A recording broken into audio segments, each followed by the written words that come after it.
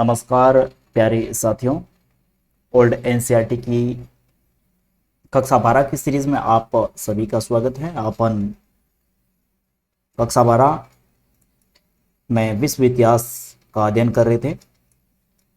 कक्षा 12वीं की ओल्ड एनसीईआरटी में विश्व का इतिहास पढ़ रहे थे।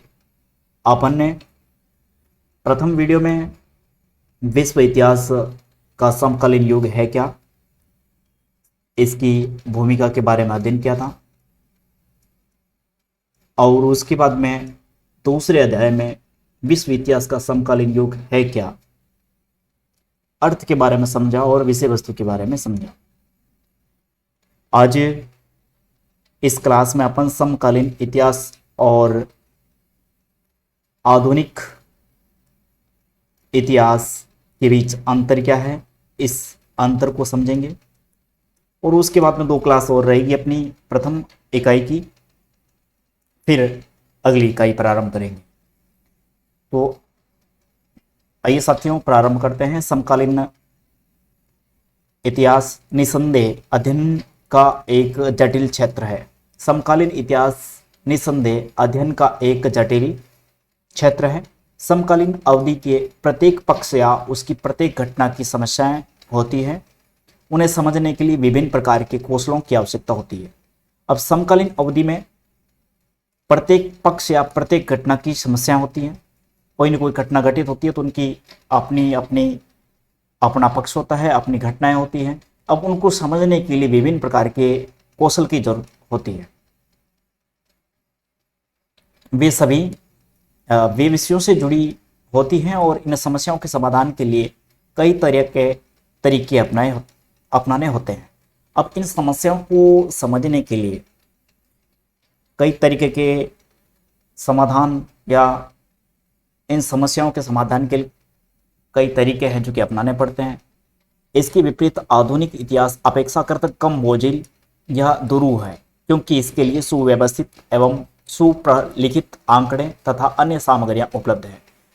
अब समकालीन इतिहास के लिए ये सामग्रियां उपलब्ध नहीं है, तो जो समस्याएं हमारे सामने उत्पन्न हो रही है उनके समाधान के लिए अलग अलग तरीके अपनाने पड़ते हैं, अलग अलग कौशलों का इस्तेमाल करना पड़ता है, जिसके जरिए सुसंगत तथा विश्वास उत्पादक तर्क, दलीलें एवं व्याख्याएं प्रस्तुत की जा सकती हैं।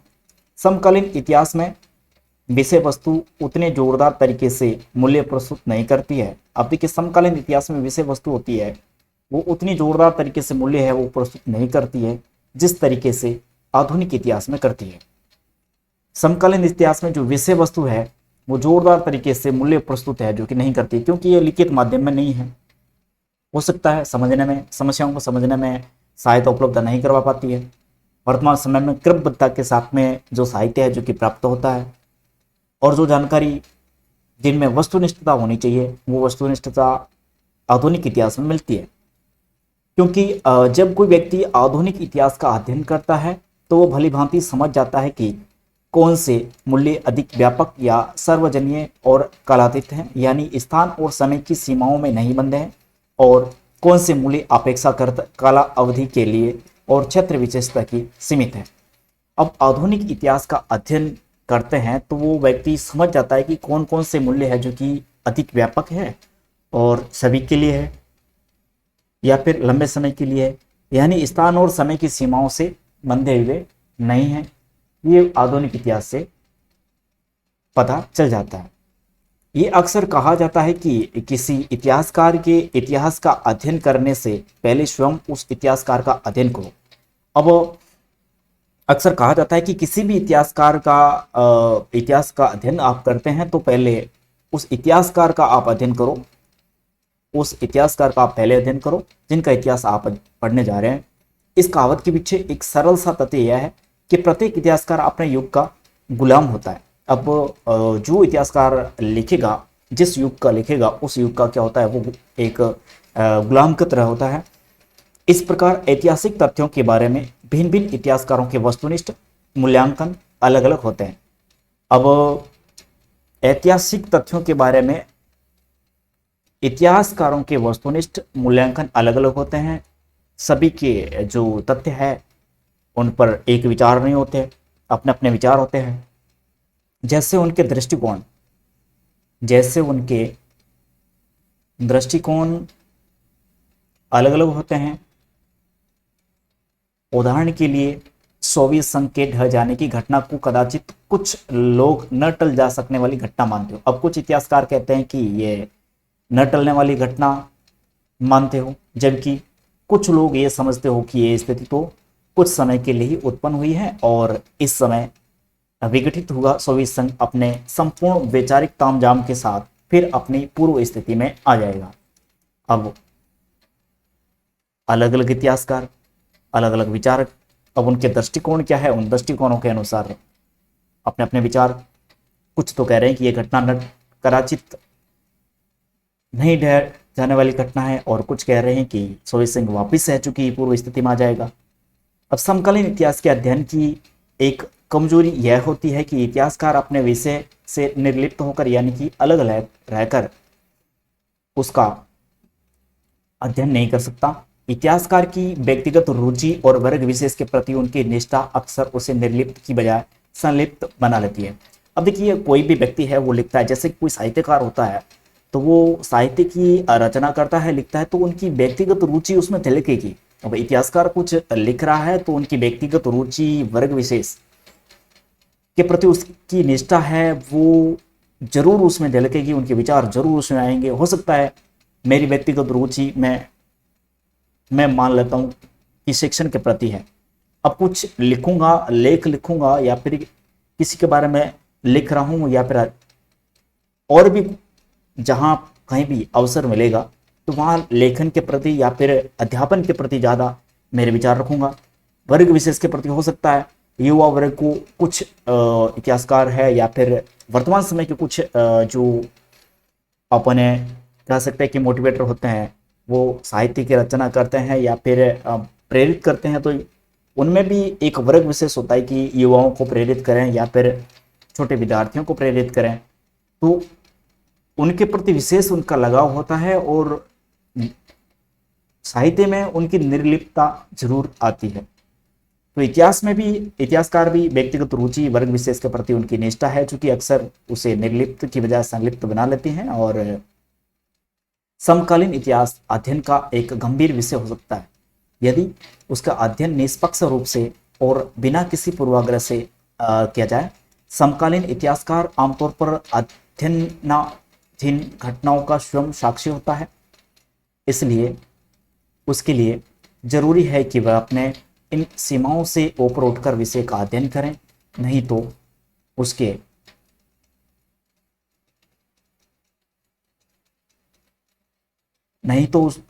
उसके व्यक्तिगत सोच विचार और उसके भावबोध को ग्रसित कर लेंगे और वह सामान्य भावबोध से एकदम हटकर सोचने लगेगा। इराक के हाल के घटनाक्रम को इस स्थिति के उदाहरण के रूप में प्रस्तुत किया जा सकता है। इस उदाहरण में सभी इतिहासकार अमेरिकी एक पक्षीयता का समर्थन नहीं करेंगे, क्योंकि अमेरिका की एक तरफा कार्रवाई के कारण संयुक्त राष्ट्र संघ की प्रतिष्ठा को अथवा विश्व में अधिकांश जनमत को धक्का लगा है। हालांकि जनमत की ये आवाज धक्के और भय के वातावरण में आसानी से सुनाई नहीं दे रही है। आधुनिक इतिहासकार उन घटनाओं की श्रृंखला के बारे में भली भांति जानता है जिनके विषय में वह लिख रहा है, लेकिन समकालीन अवधि के इतिहासकार की स्थिति भिन्न होती है। अब देखिए, समकालीन इतिहासकार और आधुनिक इतिहासकार की स्थिति कैसी है उनके बारे में अपन समझ रहे हैं। समकालीन इतिहासकार अक्सर किसी घटना विशेष के बारे में जिस पर वह लिख रहा है उसके कारणों को विस्तृत रूप से नहीं जान सकता। अब देखिए, समकालीन इतिहासकार होते हैं, अब किसी घटना पर वो लिख रहा है, जैसे कि संयुक्त राष्ट्र संघ के बारे में लिख रहा है या फिर उनके गठन के बारे में लिख रहा है या फिर और भी कोई और घटना है उन पर लिख रहा है, तो उनके कारणों को विस्तृत रूप से नहीं जान सकता। समकालीन परिदृश्य एक उलझे मकड़जाल की तरह होता है। समकालीन इतिहासकार की सफलता उसकी इस क्षमता पर निर्भर करती है कि वह एक खास मुद्दे को अन्य मुद्दे से अलग निकालकर उसका अध्ययन कर सकता है या नहीं। इस प्रयास में वह अक्सर ये भविष्यवाणी या पूर्व कल्पना करने का लोभ समरण नहीं कर सकता कि भविष्य में स्थिति क्या मोड़ लेगी अथवा कैसी घटनाएं घटेगी। किसी समकालीन घटना के बारे में आंकड़े और आधारभूत सामग्री का चयन आज की दुनिया में और भी कठिन एवं दुर्लभ हो गया है।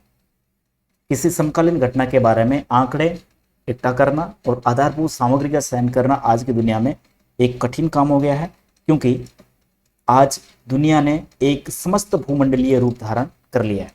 आज दुनिया ने समस्त भूमंडलीय रूप है जो कि धारण कर लिया है, और समकालीन इतिहासकार किसी भी परिवर्तन के विषय में सदा चिंतित रहता है, चाहे वह परिवर्तन सूक्ष्म हो या स्थूल। अब समकालीन इतिहासकार है वो परिवर्तन के विषय में हमेशा क्या रहता है, चिंतित रहता है। अब परिवर्तन कैसा हो, वो छोटा हो या बड़ा, क्योंकि समकालीन इतिहास एक अत्यंत अनिश्चित, परिवर्तनशील और निरंतर बनते हुए पर्यावरण में सक्रिय रहता है।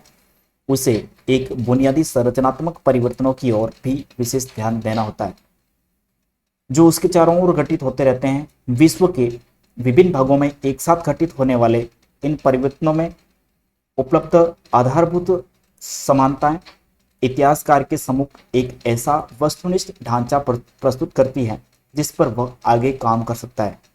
आखिरकार समकालीन इतिहास एवं इतिहासकार का यही तो विशेषाधिकार है कि वह सत्ता में लगातार हो रहे परिवर्तनों पर विचार करें, उनके कारणों का पता लगाएं, भविष्य पर पड़ने वाले प्रभावों के बारे में परिकल्पना करें। यहाँ यह बताने का प्रयास किया गया है कि इतिहास की ये दो अवधियां अपनी गुणवत्ता, अंतर्वस्तु, स्वरूप, स्वभाव एवं व्याप्ति क्षेत्र की दृष्टियों से आप में कैसे और कितनी भिन्न है। निसंदेह समकालीन इतिहास और आधुनिक इतिहास अक्सर एक दूसरे को आंशिक रूप से व्याप्त कर लेते हैं, लेकिन ये निश्चित रूप से कहा जा सकता है कि विश्व का आधुनिक इतिहास स्पष्ट रूप से उन घटनाओं के साथ समाप्त हो गया जो 1945 के आसपास घटित हुई। इस दौरान अधिकांश अफ्रीकी एशियाई देश औपनिवेशिक शासन का जुआ उतारकर स्वतंत्र हो गए थे या हो रहे थे। इसी घटनाक्रम को निश्चित रूप से इस अवधि का परिवर्तन बिंदु या संक्रांति काल कहा जा सकता है। संभव है कि आधुनिक इतिहास में यह संक्रांति काल सर्वत्र एक साथ न आया हो, अर्थात भिन्न भिन्न देशों में इसका आगमन कुछ आगे पीछे रहा हो। जापान में यह 1868 के मोइजी प्रत्यावर्तन के साथ प्रारंभ होता है, और चीन में यह आधुनिक इतिहास 1839 से 42 में हुए अफीम युद्धों के साथ शुरू होता है। अब संक्रांति काल के बारे में प्रश्न पूछा जाता है कि ये विभिन्न क्षेत्रों में विश्व के कब प्रारंभ हुआ, किनके साथ में हुआ। तो जापान में ये 1868 में मेइजी प्रत्यावर्तन, उसके बाद उनके साथ में प्रारंभ होता है। चीन में ये 1839 से 42 में हुए अफीम युद्धों के साथ में शुरू प्रारंभ होता है। आधुनिक यूरोप का इतिहास है जो कि 1789 की फ्रांसीसी क्रांति से आरंभ होता है, और भारत में आधुनिक काल को आमतौर पर भारत में यूरोप की व्यापारिक कंपनियों के आगमन के साथ शुरू हुआ मानते हैं। अब देखिए, भारत में आधुनिक काल का आरंभ है जो कि कब माना जाता है, तो यूरोपीय कंपनियां हैं जो कि भारत में आई थी। यूरोपीय कंपनियां भारत में आई थी उस समय से भारत में है जो कि इन आधुनिक काल का आरंभ है जो कि माना जाता है। इसकी तुलना में समकालीन इतिहास किसी भी देश के सन्निकट भूतकाल से यानी हाल में बीते हुए समय से सरोकार रखता है, लेकिन कुल मिलाकर के देखा जाए तो विश्व के इतिहास में समकालीन अवधि का शुभारंभ उन निर्णायक घटनाओं के आधार पर माना जाता है जिनके कारण पुरानी दुनिया के स्वभाव या प्रकृति में अचानक परिवर्तन आ गया हो सकता है इस बारे में भिन्न भिन्न विचारधाराओं के इतिहासकारों में थोड़ा मतभेद हो। इन दो अवधियों के इतिहास में, समकालीन और आधुनिक, अब इन दो अवधियों के इतिहास में परस्पर तीन बड़े अंतर देखे जा सकते हैं। अब दोनों का जो इतिहास है इनमें परस्पर तीन बड़े अंतर देखे जा सकते हैं। कौन कौन से तीन बड़े अंतर है, तो देखिए, आधुनिक काल का इतिहासकार कुछ अंश में तत्कालीन घटनाओं से विरक्त रहते हुए लिखता है। अब आधुनिक काल का जो इतिहासकार है वो उस समय की घटनाओं से विरक्त होकर के लिखता है, जबकि समकालीन इतिहासकार होता है वो इतिहास के बारे में ये सदा संभव नहीं है, और समकालीन इतिहास के बारे में ये संभव है जो कि नहीं है। इसका कारण यह है कि आधुनिक इतिहास के मामले में इतिहासकार स्वयं उन घटनाओं में हिस्सेदार नहीं होता है जिनके बारे में वह लिखता है। इसके विपरीत समकालीन इतिहासकार अनिवार्य रूप से समकालीन घटनाओं में आलिप्त रहता है, और इसलिए वह उनका एक निर्लिप्त दर्शक नहीं बल्कि उसमें संलिप्त एक सहभागी होता है। उदाहरण के लिए यह कल्पना करना बहुत कठिन होगा कि हाल के खाड़ी युद्ध के बारे में लिखने वाला कोई भी व्यक्ति उस युद्ध के औचित्य के पक्ष में या उसके विरुद्ध अपनी राय रखे बिना लिख सकता हो। अब उसे संलिप्त तो होना पड़ेगा, युद्ध क्यों हुआ तो वो उसमें संलिप्त होकर के लिखेगा, अपनी राय उसमें जरूर डालेगा। आधुनिक अवधि का इतिहासकार ये जानता है कि उसके अध्ययन के विषय के बाद कौन कौन सी घटनाएं घटी हैं, और इस प्रकार उसे पक्ष दृष्टि यानी कि पीछे की घटनाओं को भली भांति देखने समझने का लाभ मिलता है, जबकि समकालीन अवधि के इतिहासकार के लिए यह जानने का कोई रास्ता नहीं होता कि उस घटना के बाद क्या होने वाला है। अब समकालीन इतिहासकार होता है वो तो उस समय की घटना का लिखता है कि यह घटना हुई और क्यों हुआ, उस समय के कारणों का ब्यौरा है जो कि प्रस्तुत करता है। लेकिन आधुनिक काल का इतिहासकार है वो खाड़ी युद्ध क्यों हुए, कौन जीता कौन हारा, क्या कारण रहा, और युद्ध होने के बाद में क्या क्या घटनाएं हुई, उनके परिणाम क्या हुए, उनके बारे में भी लिखता है।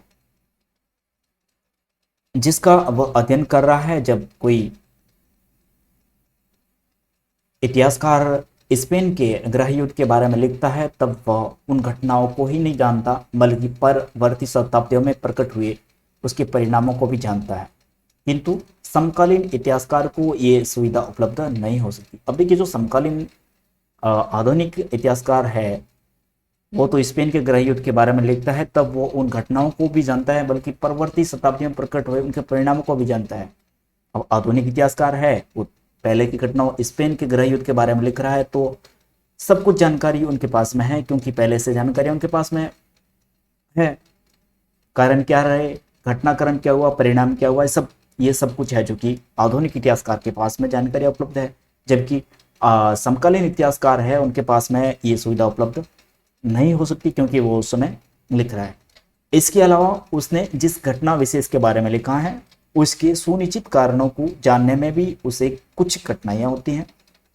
अब देखिए समकालीन इतिहासकार होता है जिसके बारे में वो लिख रहा है उसके बारे में सुनिश्चित कारण क्या है, और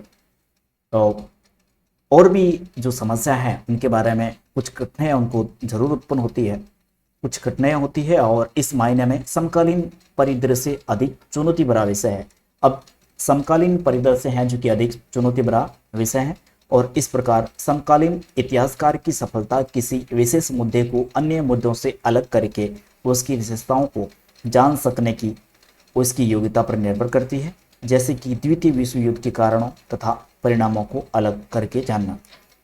प्रश्न ये भी पूछा जा सकता है कि समकालीन इतिहासकार और आधुनिक इतिहासकार की विशेषता या फिर अंतर या फिर समस्याएं, कैसे भी प्रश्न आ सकता है। आप लोगों को सही तरीके से तैयार करके जाना है ये वाला भाग। फिर उस स्रोत सामग्री की उपलब्धता अथवा साक्ष्य का प्रश्न है जो कि आधुनिक अवधि के विषय में प्रचुरता से मिलती है। अब आधुनिक का जो अवधि है इनकी विषय वस्तु है जो कि प्रचुरता के साथ में मिलती है, जबकि समकालीन इतिहासकार को उस अवर्गीकृत यानी अगोपनीय सामग्री से ही काम चलाना पड़ता है। अब समकालीन इतिहास की जो सामग्री है वो वर्गीकृत नहीं मिलती, अलग अलग नहीं मिलती, हो सकता है उसमें क्रमबद्धता का भी अभाव हो, एक जगह नहीं मिलती, तो उसमें कुछ गोपनीय है कुछ अगोपनीय है तथ्य, तो उन सामग्री से ही काम उनको चलाना पड़ता है जो रिपोर्टों, निबंधों, सर्वेक्षणों, विवरणों, आंकड़ों, जनगणना आदि के रूप में ही उपलब्ध रहती हैं। समकालीन इतिहासकार इतिहास के अध्ययन के लिए एक अन्य महत्वपूर्ण स्रोत है मौखिक साक्ष्य। इसमें शामिल है वर्तमान महत्व की घटनाओं के विषय में लिए गए साक्षात्कार और अन्य अभिलिखित घटनाओं के विषय में पीढ़ी दर पीढ़ी मौखिक रूप से प्राप्त हुई जानकारी। किंतु इतिहासकार आज भी ऐसे साक्ष्यों की सच्चाई या विश्वसनीयता का पता लगाने की समस्याओं से जूझ रहे हैं। किसी समकालीन घटना विशेष के बारे में आधार सामग्री का चयन करना भी एक आधार सामग्री का पता करना भी एक कठिन और भारी काम है। खासतौर पर ऐसे संचार में जो अत्यधिक अन्य आश्रित हो गया है और इस प्रकार समकालीन इतिहास जितने प्रश्नों के उत्तर देता है उनकी अपेक्षा कहीं अधिक नए प्रश्न है जो कि खड़े कर देता है, जिससे और अधिक ऐतिहासिक अनुसंधान की आवश्यकता उत्पन्न हो जाती है। ऐसी स्थिति में समकालीन अवधि के प्रत्येक पहलू या घटना की समस्याएं होती हैं। उसे भलीभांति समझने के लिए कई प्रकार के कौशलों की आवश्यकता होती है और इस दृष्टि से आधुनिक इतिहास कम बोझिल व कम दुर्व्यय होता है, क्योंकि एक निश्चित रूपरेखा के भीतर इसका सुव्यवस्थित रीति से लेखन किया जाता है और इसमें सुसंगत तर्कों, व्याख्याओं पर आधारित सामग्री तथा दस्तावेजों का सहारा है जो कि लिया जाता है। अब जो आधुनिक लेखन में है, इसमें एक तो जो सामग्री है, लेखन सामग्री है, जो स्रोत है वो व्यवस्थित तरीके से मिलते हैं। समकालीन इतिहास के लिए ये व्यवस्थित तरीके से स्रोत है, सामग्री है जो कि नहीं मिलती है। उनमें पहले की रिपोर्ट है तो उनमें से इनको आंकड़े हैं, डाटा है, वो निकालने पड़ते हैं। जो इतिहासकार समकालीन इतिहास को एक अलग श्रेणी मानते हैं, वे विशेष क्षेत्र की व्याप्ति की चर्चा करते हुए यह तर्क देते हैं कि समकालीन अध्ययन का क्षेत्र निश्चित रूप से हाल के आधुनिक इतिहास के क्षेत्र से भिन्न होता है। अब जो इतिहासकार समकालीन इतिहास को एक अलग श्रेणी मानते हैं, वे विशेष क्षेत्र की व्याप्ति की चर्चा करते हैं। अब विशेष क्षेत्र है, इनकी व्याप्ति की चर्चा करते हैं और तर्क देते हैं कि जो समकालीन अध्ययन का क्षेत्र है वो निश्चित रूप से हाल के आधुनिक इतिहास के क्षेत्र से भिन्न होता है। वास्तविक इतिहास सुदूर अतीत की पुनर्रचना है और इस परिभाषा के अनुसार समकालीन इतिहास के लिए इसमें से कितनी दूरी को आधुनिक इतिहास की सीमा में रखने के लिए छोड़ा जाए, यह विचारणीय है। उदाहरण के लिए प्रथम विश्व युद्ध के मूल कारणों का अध्ययन करने के लिए अध्ययनकर्ता को पीछे की और 1900 या 1890 तक अथवा उससे भी पीछे 1870 तक जाना होगा। इसलिए यह अधिक स्वीकार्य होगा कि समकालीन इतिहास का सर्वेक्षण उन घटनाओं से शुरू किया जाए जिन्होंने एक विशिष्ट रीति से समकालीन अवधि को एक रूप दिया। कुल मिलाकर के ये जो बेसिक अपनी अवधारणाएं थी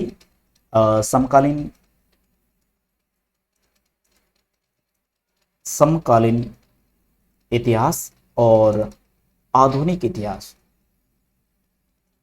समकालीन इतिहास और आधुनिक इतिहास, इन दोनों के बीच में अंतर और यह है क्या और इनको किस प्रकार से अपन लोगों को समझना है, उनके बारे में पूरी विस्तृत जानकारी थी। साथियों, अपने विश्व इतिहास का समकालीन युग पहली इकाई है। इसमें अपने प्रथम कक्षा में भूमिका, उसके बाद में द्वितीय कक्षा में अपने विश्व इतिहास का समकालीन युग और अब अपन पढ़ रहे हैं समकालीन इतिहास और आधुनिक इतिहास के बीच में अंतर। और अगली क्लास में अपन पढ़ेंगे समकालीन इतिहास की लाक्षणिक विशेषता। अब इनकी लाक्षणिक विशेषता क्या क्या है उनके बारे में अगली क्लास में अपन पढ़ेंगे, लाक्षणिक विशेषता समकालीन इतिहास की। और इनको भी आप लोग अच्छे तरीके से साथियों समझ लेना, पढ़ लेना और नोट्स बनाते जाइएगा। और आपसे पिछले वीडियो में भी मैंने निवेदन किया था कि क्लास को आप अपने मित्रों के साथ में साझा करते रहिएगा, जिनकी वजह से हमें प्रेरणा मिलेगी। जितने ज़्यादा व्यूज़ आएंगे उतने ज़्यादा क्लास हैं जो कि आपको चैनल पर अपलोड मिलेगी ओल्ड एनसीईआरटी की। धन्यवाद साथियों, अगली क्लास में अपन कुछ अच्छी जानकारी के साथ में मिलते हैं।